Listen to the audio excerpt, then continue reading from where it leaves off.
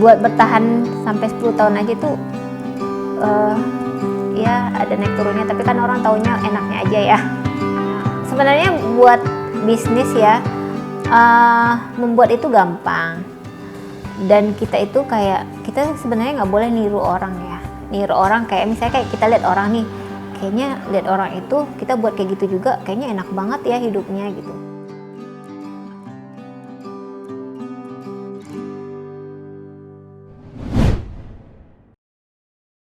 Oke, Assalamualaikum warahmatullahi wabarakatuh. Perkenalkan, saya Dr. Gina Septifani, M.Biomed AM. Saya pemilik dari klinik kecantikan Dr. Gina, cuman ada di Padang. Kalau yang di Solo itu Gina Beauty Center, itu khusus buat salon kayak rambut dan yang lain-lain.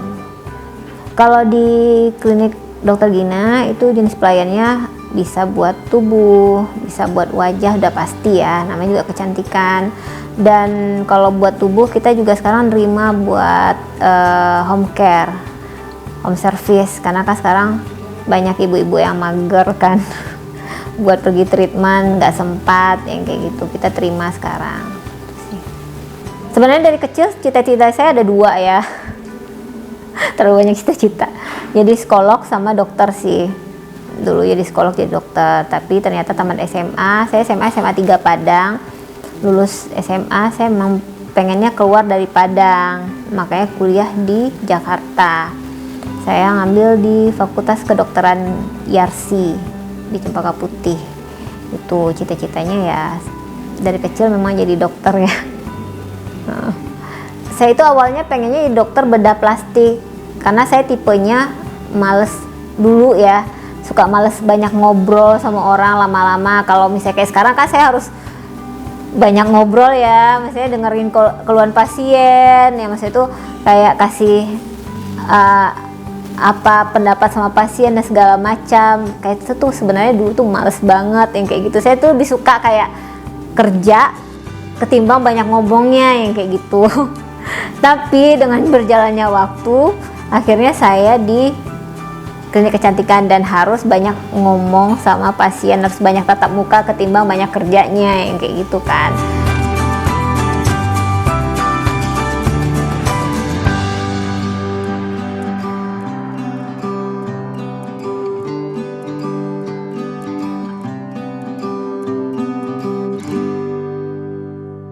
Saya dari dulu emang hobi jualan. Nah, jadi awalnya itu saya jualan baju bekas dulu. Dulu kan saya patungan sama teman saya, Merna namanya kan, Dokter Merna. Jadi saya bilang gini, kita jualan baju bekas, jadi kita patungan 2 juta. Waktu itu kan 2 juta kan lumayan ya, gede uang segitu ya, tahun berapa ya itu, 2005 mungkin apa 2006, saya juga lupa, pokoknya pas saya koas. Terus saya bilang sama Merna, Meng, dia orang Padang juga kan, Meng, itulah bisnis patungan 2 juta, minta duit kan sama orang tua, bilangnya buat beli apa gitu, karena kan nggak boleh kerja kan sama orang tua. Misalnya kalau kuliah aja, ngapain sambil kerja atau apa gitu kan. Tapi karena emang hobi jualan ya, gimana ya, nggak bisa diem juga orangnya kayak gitu kan. Akhirnya satu baju itu kan modalnya 5.000 ya waktu zaman itu, kita jual 100.000. Mungkin itu dibilang gak halal juga iya duitnya kali ya, karena kenapa gak halal bukan masalah gedenya untung yang kita ambil, harusnya kan kita bilang kan sama teman-teman kita kalau itu kan baju bekas ya, kita nggak bilang. Akhirnya duitnya banyak tapi nggak tahu kemana perginya. Hilang gitu, maksudnya nggak ada bekasnya gitu, maksudnya itu emang duitnya kemana ya gitu, padahal untungnya kan satu baju 100.000, berapa ya, 95.000 lah ya, mentok-mentok kan untungnya 80.000-an, karena kan buat kasih mbak-mbak kosan buat nyuciin baju itu kan kita cuci dulu, terus buat packing apa. Nah kalau Merna kan nggak bisa jualan, jadi aku yang jualan, Merna yang jahit, aku kan nggak bisa jahit ya. Jadi dia yang rapiin yang kayak gitu loh, terus dia jadi modelnya, karena kan dia tinggi putih gitu kan, bagus buat di foto-foto gitu kan. Kita udah foto-foto tuh zaman dulu, nama itu kita Manjege. Sebenarnya kan artinya manjanga ya. Tapi kita buat Manjege, itu nama ini kita, brand kita waktu itu. Nah akhirnya ketahuan kan sama orang tua, dimarahin. Akhirnya kan uang jajan kita nggak dikasih. Karena gara-gara disuruh stop jualan kan, karena menurut orang tua nih, orang-orang tua Padang pada umumnya, karena kan kalau misalnya itu kan nggak fokus buat sekolah, nanti kan uang sekolah udah mahal terus nggak fokus, nanti gimana kayak gitu kan. Gitu sih, akhirnya aku tetap jualan tapi ganti sama jam tangan. Jadi di Senen itu kebanyakan udah pada kenal, dulu nongkrongnya pulang kuliah itu pasti ke pasar Senen karena ambil barangnya di situ. Dulu jualannya jam monol, nah pas itu baru kerasa tuh duitnya, karena kan ambil untungnya cuma 5.000 satu barang, tapi itu bisa bikin banyak sih untungnya, dan itu bisa kebeli mobil walaupun cuma mobil 1000 cc yang Xenia ya Daihatsu itu kan Xenia 1000 cc ya, karena kan kalau di Jakarta kan kalau nggak pakai mobil kan lebih mahal ya ongkosnya, naik kendaraan umumnya kan repot juga bawa barang jualan yang kayak gitu sih. Nah, tapi awalnya di kecantikan ini karena waktu itu saya kan di Jakarta tamat kuliah itu 2010 saya, karena saya angkatan 2010 tamat. Lalu pas kebetulan dosen saya SPKK Dr. Dian ngambil di Udayana, mau ngambil anti aging, mau sekolah lagi. Terus dia tawarin kan, Gina mau nggak gantiin saya praktek di klinik kecantikan saya gitu tuh awalnya. Terus saya bilang tapi nggak digaji ya. Terus saya bilang oh nggak apa-apa dok, karena yang penting ilmunya, saya bilang kayak gitu. Karena menurut saya kan ilmu itu lebih mahal ya ketimbang uang pas saat itu, karena kan kalau misalnya ilmunya kurang saya nggak bisa mengembangkan lagi ke yang lebih-lebih lagi yang kayak gitu sih. Nah itu awal di klinik kecantikan, tapi tetap 2011 saya kerja di Sari Asih juga, rumah sakit Sari Asih. Jadi saya 2 tempat kerja yang kayak gitu. Dipaksa pulang sama orang tua itu 2012, itu dipaksa keluar tuh dari pekerjaan. Itu.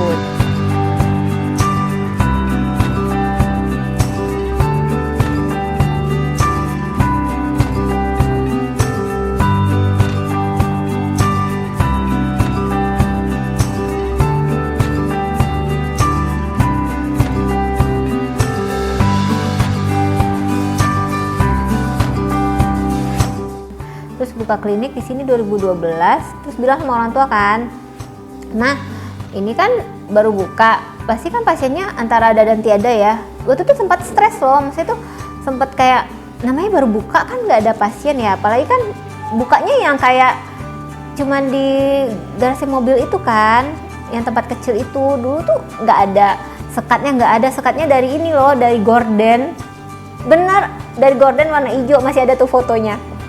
Terus ya garasi mobil cuma tahu kan kayak gimana gitu kan. Terus dari itu pede aja buka kan. Terus nggak ada pasien, terus nggak sanggup bayar karyawan kan. Nggak sanggup bayar karyawan. Ya bukan nggak sanggup juga, tapi maksudnya mau ngapain gitu ada karyawan. Dulu yang facialin sendiri, dulu malah pernah tuh ya waktu belum ada bed-bednya, aku facialin pasien tuh di lantai.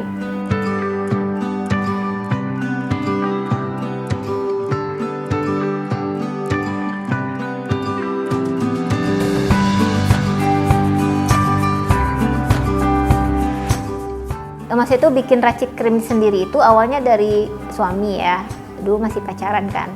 Jadi kata waktu itu kan sama-sama di Jakarta, dia juga kerja di Jakarta, aku kerja di Jakarta kan. Dia kan orang Padang juga kan, tapi kita sama-sama kerja di Jakarta tuh ketemunya. Terus kata dia gini, Gin kenapa sih nggak bikin racikan sendiri, katanya gitu kan, nanti jualin aja. Sebenarnya aku udah jualan krim tuh waktu dulu itu.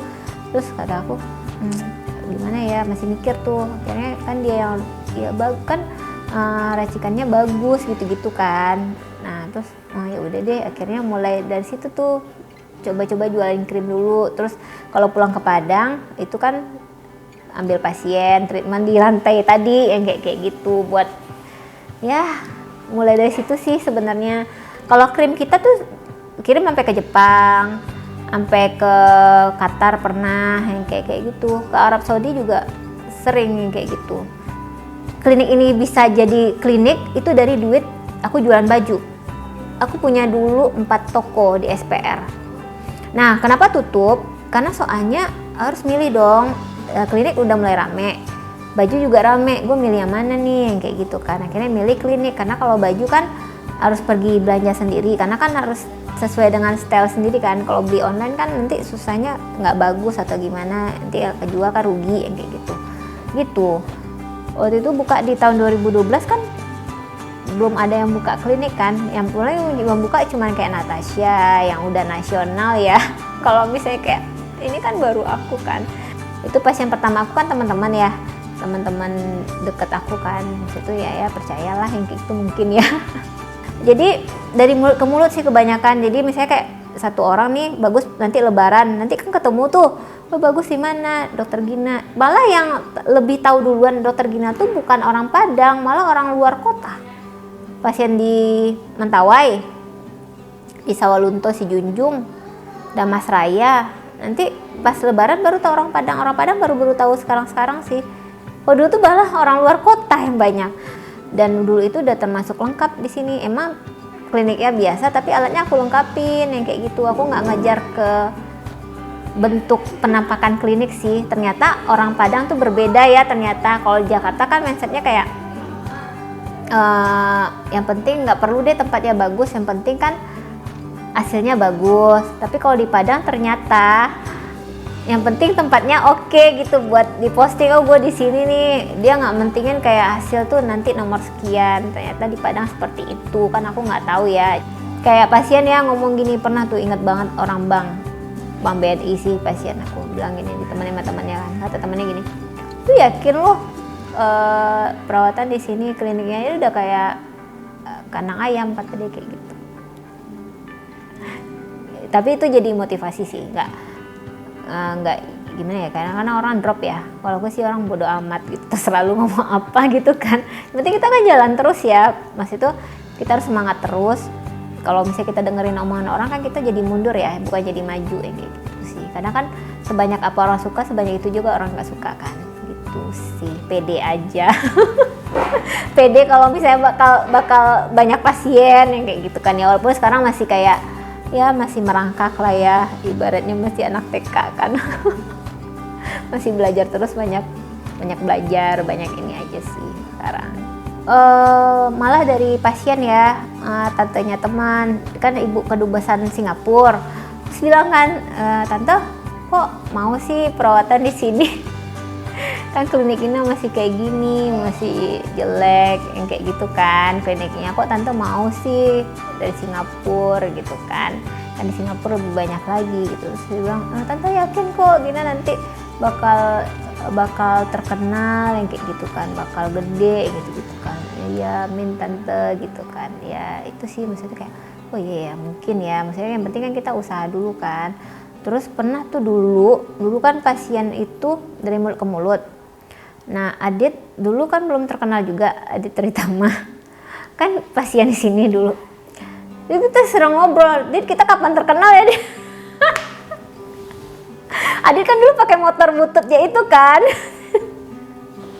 Kalau diingat-ingat itu kan kayak lucu aja gitu, maksudnya kayak seru gitu kan. Dulu kan yang facialin pasien sendiri, ya emang ngerjain semuanya tuh sendiri karena kan karyawan nggak ada kan, paling dibantu sama tante ya kayak gitu. Karena keluarga juga mendukung sih semuanya, kayak yang ngecat dibantu sama mama sama papa yang kayak gitu. Yang kayak gitu sih. Nah terus aku jual es krim juga dulu, Gina es krim. Aku buat sendiri loh. Sampai pasien ya ada yang bilang gini, kan aku kalau bikin es krim pakai baju rumah ya, baju tidur ya, pakai daster gitu kan. Nah ada pasien kan dulu rumah ini jadi klinik, nah toiletnya kan di sini. Jadi pasien lihat aku buat di sebelah situ kan ruangan es krimnya. Aku beli alat es krimnya. Es krim potong Singapura. Dulu di SPR Gina es krim namanya. Dulu di SPR ada, di Steba juga ada. Terus ada yang keliling-keliling pakai becak motor gitu. Aku juga bikin sendiri becak motornya. Nah akhirnya aku udah nggak bisa bikin lagi. Bukan nggak mau hire orang, pernah hire orang. Itu harusnya es krim jadinya 5 box. Ini jadinya 4, rugi dong. Aduh, ini mah jualan buntung bukan untung gitu kan. Padahal itu banyak banget. Dan dulu tuh sebenarnya males main Instagram. Soalnya aku tuh tipenya yang kayak males kayak berbahasa basi, yang kayak berbuat-buat ini loh, kayak buat-buat, maunya kayak ya udah jadi diri sendiri aja yang kayak gitu. Tapi ternyata makin kesini ternyata kan nggak bisa kayak gitu kalau dalam jasa ya. Akhirnya pertama kali buat Instagram tuh disuruh sama pasien, "Dok, lu harus main Instagram." Aduh, gue males banget, jangan main Instagram, megang handphone aja males gitu. Makanya kadang kayak chatting orang juga udah berhari-hari baru ini yang kayak gitu kan. Akhirnya dibuatin tuh sama pasien Instagram pertama kali. Iya. Kalau nggak kayak gini lu nggak akan terkenal, kata dia. Oh gitu ya. Bukan gaptek tapi males gitu. Maksudnya kayak sekarang misalnya gitu ya. Kadang-kadang kan emang tipenya tuh nggak, kalau Fauzan kan tipenya kayak yang kayak gitu kan. Kalau aku tuh tipenya lebih kayak kalau orang nyapa, oh ya yang kayak gitu. Tapi kalau misalnya kayak mau nyapa orang dulu tuh bukannya, sebenarnya bukan males, tapi takut kayak tiba-tiba nyapa orang, nih orang sok kenal banget sih apa, takutnya kayak gitu loh. Tapi ternyata kan ya makin hari kan harus dirubah ya sebenarnya kayak gitu kan. Iya mana? Kata dia si Hans Gary tuh, dia bilang sih kok gue enak, kata dia gitu kan. Emang penting ya kayak gini, maksudnya kan kayak gue storyin kayak gitu, ngapain sih kayak, ya kok kayak gini orang nggak bakal tahu lu, oh gitu ya gitu kan. Awalnya kayak gitu, terus akhirnya makin kesini ya makin terbiasa kan, apalagi dengan adanya Fauzan yang kayak gitu kan. Kadang kalau Fauzan kan suka ngomong ya, "Dok, harusnya gini-gini," misalnya kayak ketemu orang tuh ini siapa yang gitu ya Fo gitu kan. Gue kan perasaan maksudnya takutnya kan orang nggak kenal gue, terus gue senyum-senyum ngapain gitu kan. Yang kayak gitu loh, jadinya ya nanti dikirain tuh sombong kayak gini. Soalnya kan dulu pas awal-awal gue belum kenal lu, Dok, itu kayak sombong banget. Maksudnya tuh kayak diem, kalau misalnya lagi diem kan mukanya tuh kayak jutek yang kayak gitu kali ya. Nggak pernah senyum apa kayak gimana, kata dia. Oh gitu ya Fo gitu ya, sedikit kan dirubah ya, karena emang dari dulu emang nggak bisa yang namanya basa-basi yang kayak dibuat-buat sih sebenarnya yang kayak gitu. Tapi ternyata makin kesini sebenarnya kan nggak boleh kayak gitu kan. Itu sih ya, nggak usah masalah kecantikan aja deh, maksudnya kayak persaingan itu kurang sehat juga iya terkadang ya gitu. Tapi nggak semuanya kali ya, tapi ya gitulah. Kalau aku orangnya cuek sih, bukannya kayak nggak mau bergaul sama siapapun, bukan, tapi memang kan kita, kalau aku tipenya bergaul tuh harus sama yang sefrekuensi ya. Kalau nggak sefrekuensi dipaksain tuh susah gitu, nggak masuk gitu, maksudnya kayak nggak sejalan, nggak seide itu kan susah ya gitu, nggak nyambung juga yang kayak gitu.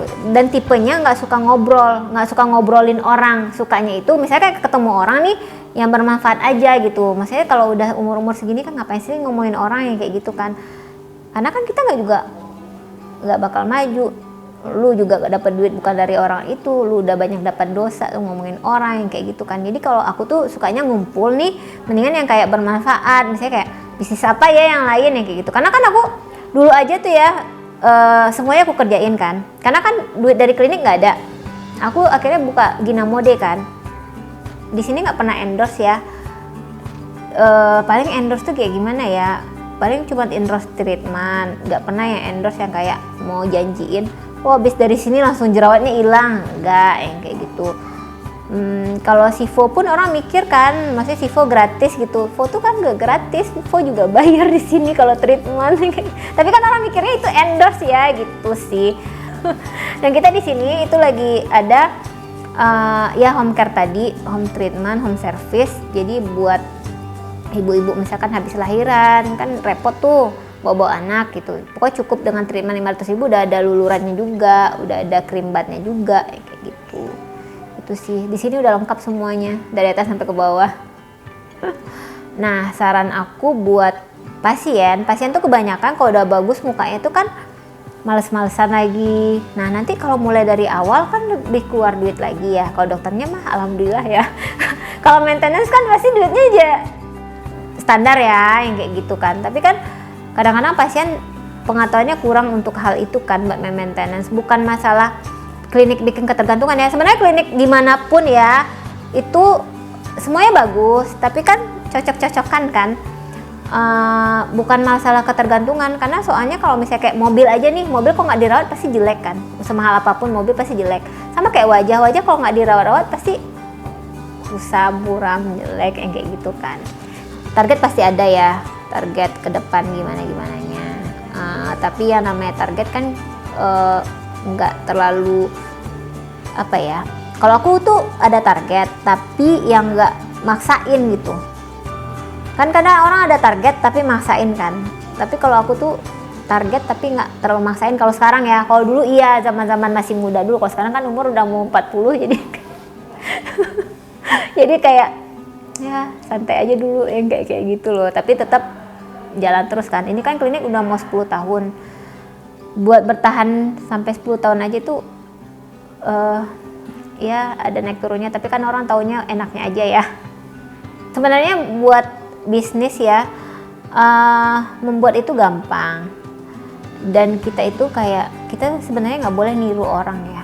Niru orang kayak misalnya kayak kita lihat orang nih, kayaknya lihat orang itu kita buat kayak gitu juga kayaknya enak banget ya hidupnya gitu. Kan semua butuh proses, dan terkadang bisnis itu cocok-cocokan gitu. Kayak bisnis makanan, ternyata misalnya kita terkenal nih, misalkan ada influencer terkenal gitu ya, dia bisa buat promoin orang tapi dia tidak bisa buat promoin diri dia sendiri. Pas dia sendiri bikin nggak laku. Banyak nggak kayak gitu? Banyak kan. Makanya kita dalam bisnis tuh nggak harus niru orang yang pertama, yang kedua jadi diri sendiri, yang ketiga tuh semangat ya. Maksudnya kalau kayak kita direndahin orang atau kayak gimana, gak usah didengerin yang kayak gitu. Kan sekarang banyak ya misalnya kayak ngomong kita apa yang kayak gitu. Kalau aku tuh tipenya nggak pernah peduli omongan orang gitu. Maksudnya orang ngomongin jelek pun ya udah, itu kan hak orang ya, ngapain kita mikirin gitu loh. Dan aku juga tipenya nggak pernah ngurusin orang. Ngurusin tuh dalam artian kayak gini, misalkan kayak kita ada klinik baru buka, terus kita kita pengen tahu kan, ini aku bukan tipe yang kayak gitu, karena menurut aku rezeki kan udah ada masing-masing ya.